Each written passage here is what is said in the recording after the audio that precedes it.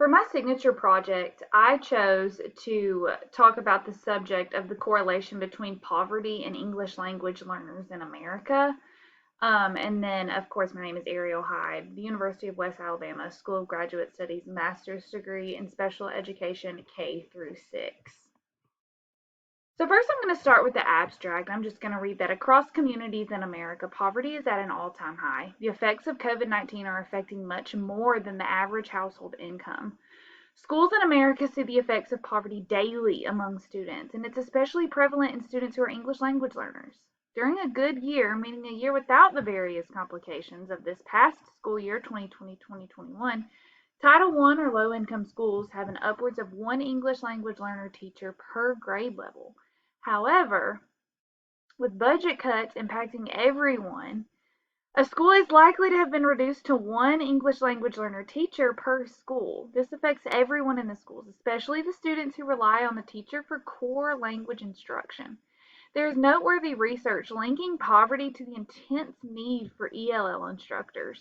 For example, as of 2013, 46% of all limited English individuals ages 25 and over had no high school diploma, compared to 10% of their English proficient counterparts. This research is a prime example of how poverty can be a continuous and ongoing cycle for English language learners in America. The need for teachers in urban areas is at an all-time high regarding English language learners and their specific needs. This proposal will address the correlation between language barriers among students and teachers with poverty and economic status of the student. This is a problem as students who come into school with a language barrier often become essentially illiterate. They can read literature in their second language, being English, but often struggle to understand it. Students with language barriers begin school with a disadvantage when compared to that of a typical student. Data will be collected at the beginning of this study and subsequently following 6 months after daily intervention of a focus group, measured by standardized testing scores of the focus group's growth compared to the control group's growth on previously mentioned standardized testing. So we're going to move to chapter 1, which is being the research problem. So America prides itself on being a melting pot of cultures and languages. However, students in America who do not speak English as their first language are at an irreparable predisposition to poverty and insufficient academic skills. Therefore, the ongoing cycle of poverty among ELL students has no end in sight. COVID-19 budget cuts have made the issue even worse as ELL teachers have been let go from school systems or even cut out entirely in America, and they do not see this as a primary problem among students and their futures. According to the Alabama Reading Initiative, or ARI, the coaches help to provide teachers support on delivery of differentiated lessons to reach students who are ELL, which is English language learners, in the classroom. However, as an educator myself, I have never been formally trained or received any additions to my certificate that help me sufficiently provide effective language instruction to English language learners. Without the intense intervention from teachers who specialize in this field, ELL students will continue to struggle through the entirety of their academic careers. The dropout risk is high among EL students, not only because they are learning English, but also because they are significantly more likely than the general population to be disadvantaged racial or ethnic minorities, poor, and born to immigrants, each a status group of a heightened risk of dropping out. At a concerning rate, English language learners are often forgotten about or pushed to the side in the classroom. Some teachers often ignore the basic academic needs of these students. English language learners need intense intervention in language in order to be successful in the classroom. This is a problem as students who come into school with a language barrier often become essentially illiterate. They can read literature in their second language, being English, but they often struggle to understand it. Students with language barriers begin school at a disadvantage when compared to the typical student. Spanish was the home language of 3.7 million ELL public school students in fall 2017, representing 74.8% of all ELL students and 7.6% of all public K through 12 students. That is a significant number of students who are at a disservice in the academic setting. As teachers who work in a low-income, high-poverty community, many see firsthand the effects of limited language instruction on the students at school. There is a significant emphasis on standardized testing in the specific areas of reading and math among all students. ELL students and their English proficient peers. All students are expected to complete these standardized tests in English, even if that is not their native language. However, there is little to no language instruction happening throughout the year. These scores are irrelevant to addressing the growth of an ELL student and their skills in areas such as comprehension and mathematical computation. We as educators put an enormous emphasis on small group intense intervention among students in categories such as special education to ensure their academic success, but somehow we have forgotten about highly intelligent students with language barriers. Students who are English language learners are at a high predisposition to poverty as adults. Research suggested these students are often from families of immigrants who are subjected to high poverty rates in America. Making matters worse, economic costs for EL students who fail to earn a high school diploma are steep, both to the individual who must navigate the adult labor market without a base set of academic credentials and to the society at large that must incorporate an inadequately prepared individual into this economic and civic spheres. This proposal here focuses on the daily intervention for English language learners and the subsequent proficiency levels on state testing and their second language being English.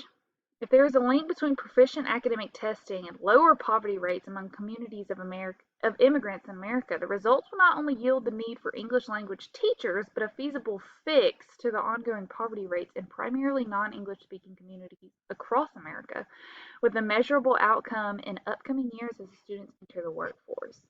This next part I'm going to show you three charts. This one is the data and identification of the problem. Okay, so we're looking at Alabama here, and it's at 3.5, and that is going to put it at 3% to less than 6%. We're going to talk about that in just a second, so remember that. This next one is going to be a control group of English speakers right here with ELL students, and then those that were provided intense language intervention.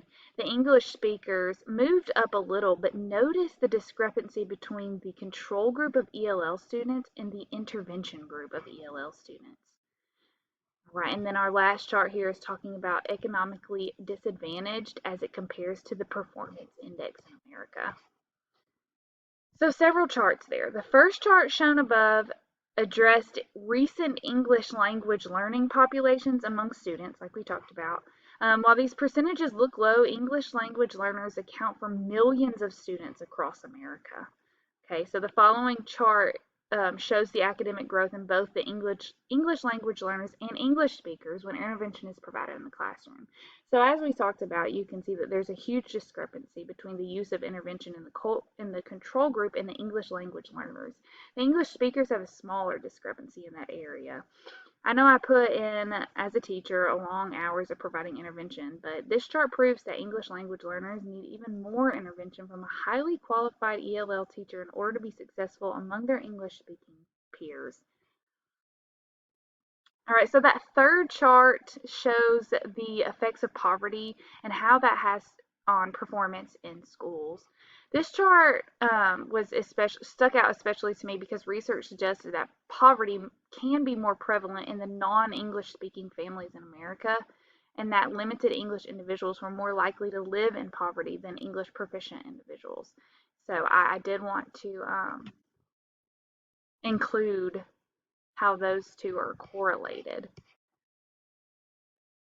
So as of 2013, 46% of all limited English individuals ages 25 and over had no high school diploma, compared to 10% of their English proficient counterparts. So given the data from research represented in the charts above, there is a relevant correlation between English language learners enrolled in American public schools and impoverished communities. So this data shows the need for direct, explicit language instruction for English language learners in order to provide the same equal opportunities as their English proficient peers.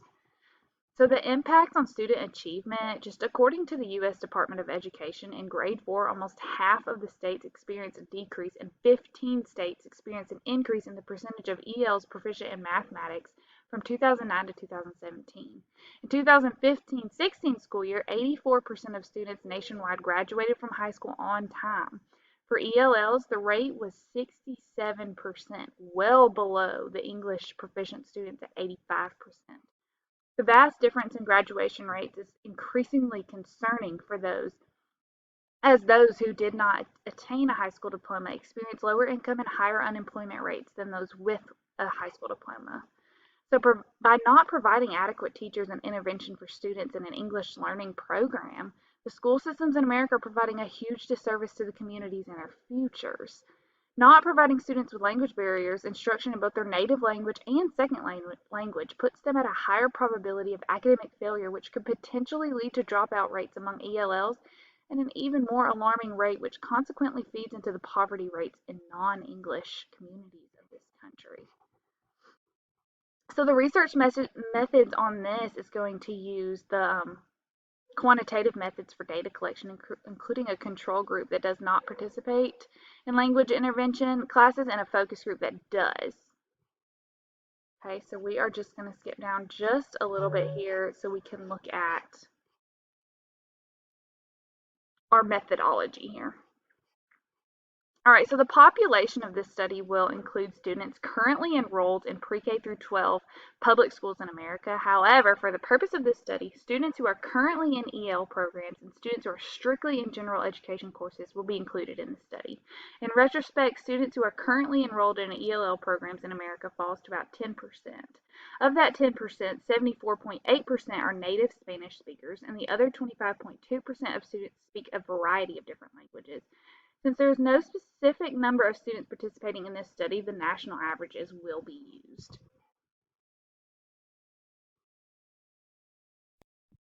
Include data from previously performed research that will be included in this study. The sample will consist of students in pre-K through 12 schools and are currently enrolled in English language programs, as well as the general population of students. So all of these students are required to take standardized testing, which provide an unbiased result for both students in the ELL programs and general population. So the research will be conducted through that quantitative study. The results from this study will impact instruction given to students in EL programs, and it will prove correlation between said programs and poverty.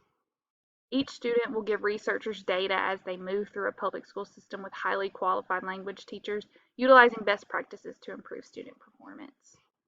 So the variables, the independent variable will be intense intervention in a classroom setting.